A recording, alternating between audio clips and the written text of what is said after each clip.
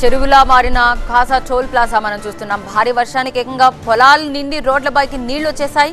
పైగా నంబూరు కాలువకి 2 చోట్ల గండి పడింది. దాని ఫలితంగానే నడుంలోతు నీళ్లలో ఖాసా టోల్ ప్లాజా కనిపిస్తోంది.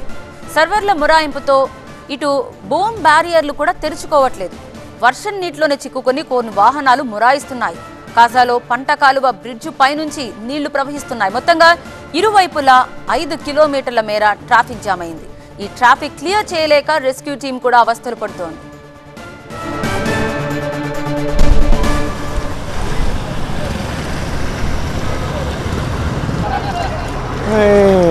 మనం చూస్తున్నాం ఖాసా టోల్ ప్లాజా ఇప్పుడు రద్దీగానే ఉంటుంది వాహనాలతో. కానీ ఇప్పుడు ఈ పరిస్థితి వేరు. ఎందుకంటే వెళ్ళడానికి అవకాశం లేకుండా పోయింది. కొన్ని వాహనాలు మొరాయించాయి.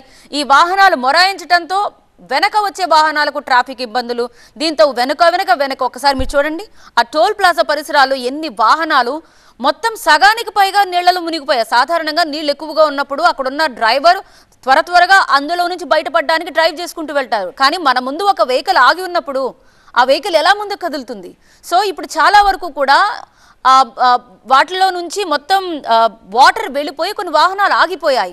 దీంతో మరింత ఇబ్బంది కలుగుతోంది. మా ప్రతినిధి శివకుమార్ డీటెయిల్స్ అందించడానికి లైవ్ లో సిద్ధంగా ఉన్నారు. రైట్ శివకుమార్, ప్రస్తుతం ఒక ఖాసా టోల్ నాకు మీ వెనకాలే కనిపిస్తోంది. వాహనం వెళ్ళలేక వెళ్తూ ఉంది. ఎంత మేర ట్రాఫిక్ జామ్ అయింది, ఎలా క్లియర్ జరుగుతున్నారు? బికాస్ చాలా వాహనాలు ఆగిపోయి కనిపిస్తున్నాయి. గుంటూరు టోల్ ప్లాజా వద్ద అయితే వాహనాలు మొత్తం కూడా జల దిగ్బంధంలో చిక్కుకున్నాయని చెప్పుకోవచ్చు. ఇటు విజయవాడ నుంచి చెన్నై వెళ్ళేటువంటి జాతీయ రహదారి మీద పెద్ద ఎత్తున కూడా వరద నీరు వచ్చి చేరటంతో వాహనాలు రాకపోకలకు అంతరాయం ఏర్పడ్డాయి. దీంతో ఒక్కసారిగా వరద ప్రవాహం అనేది కాలువల ద్వారా పెద్ద ఎత్తున హైవే రోడ్డును తాకటంతో వాహనాలు ఈ జల దిగ్బంధంలో చిక్కుకున్నటువంటి పరిస్థితి. పలు వాహనాలు ఇక్కడ నిలిచిపోయినటువంటి పరిస్థితి కూడా ప్రస్తుతం మనం విజువల్స్లో చూడొచ్చు. వాహనాలు, కార్లు, లారీలు, బస్సులు ఇలా 1 కాదు 2 కాదు అనేక వాహనాలు ఈ వరద నీటిలోకి వచ్చి చిక్కుకొని ఆగిపోతున్నటువంటి పరిస్థితి. ఆ వాహనాలను ఆ యజమానులు తోసుకుంటూ ఎదరికి తీసుకువెళ్తున్నటువంటి పరిస్థితులు కూడా ఇక్కడ కనపడుతూ ఉన్నాయి. ప్రధానంగా ప్రస్తుతం మనం విజువల్స్లో కూడా ఒక బ్రిడ్జి కనపడుతూ ఉంది. ఇదంతా కూడా ఒక బ్రిడ్జి, ఇది ఒక కాలువ అన్నమాట. ఈ కాలువ గుండానే ఈ వరద ప్రవాహం వస్తున్నట్లుగా అయితే మనకు తెలుస్తుంది.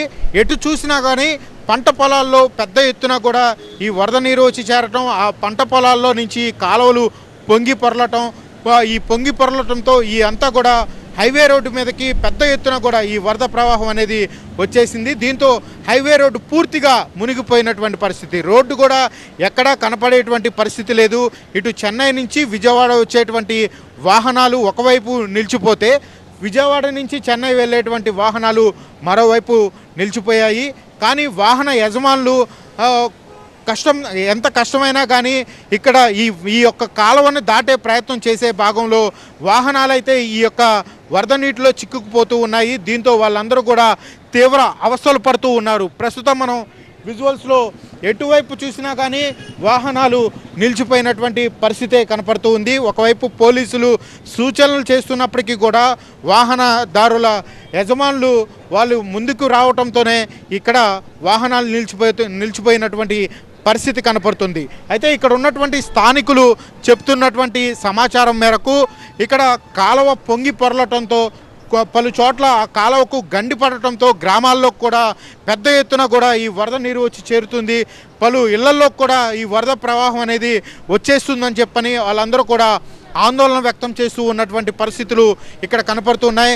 పెద్ద ఎత్తున కూడా ఇక్కడ వరద నీరు వచ్చి చేరటంతో ఇక్కడ స్థానిక ప్రజలు కూడా ఒక భయాందోళనకు గురవుతున్నటువంటి పరిస్థితులు కనపడుతూ ఉన్నటువంటి పరిస్థితి.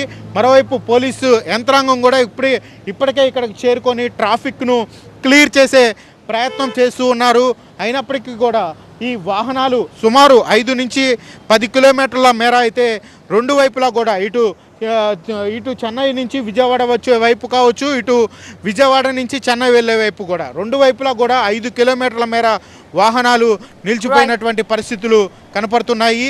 మోటార్ సైకిల్ మీద వెళ్ళేటువంటి వారందరూ కూడా బైక్లను నడిపించుకుంటూ వెళ్తున్నటువంటి ప్రస్తుతం దృశ్యాలు కూడా చూడొచ్చు.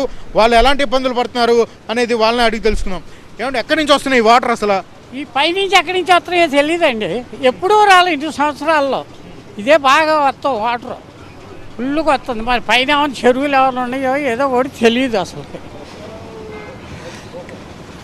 ఇది ఎక్కడి నుంచి వస్తున్నాయో కూడా ఎవరికి తెలియదని చెప్పని ఎవరికి సమాచారం కూడా లేదు. పెద్ద ఎత్తున ఈ వరద ప్రవాహం అయితే హైవే రోడ్డును తాకడంతో ఈ ట్రాఫిక్ సంభవించిందని చెప్పని వీళ్ళందరూ చెప్తున్న పరిస్థితులు అయితే కనపడుతూ ఉన్నాయి. మనం చాలా